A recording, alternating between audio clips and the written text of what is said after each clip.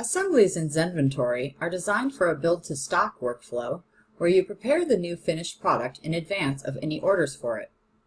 Kits and bundles, which are built to order, are assembled during the fulfillment process rather than in advance, and use the kit feature instead.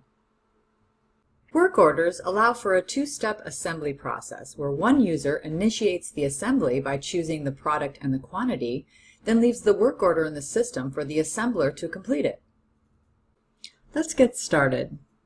From the Inventory section, select Assemble Item in the submenu. Search for the specific item you would like to build by typing a SKU or description in the Items to Assemble field.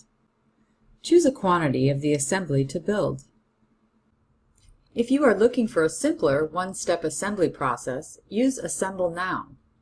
To continue with a two-step assembly process, click Create Work Order. A work order will print the list of components needed along with their location. The assembly is not yet complete. That will be done in a second step when the work order is claimed and completed.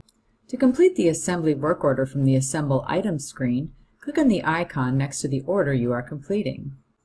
Select Assemble.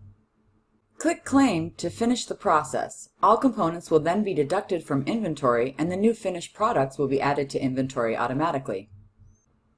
Next, you will assign a location for the new finished item by clicking in the New Location field and choosing a location from the pop-up menu.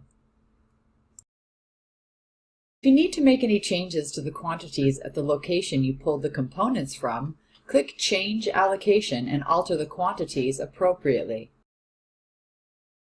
Click Assemble to finish the process. All components will then be deducted from inventory and the new finished product will be added to inventory automatically.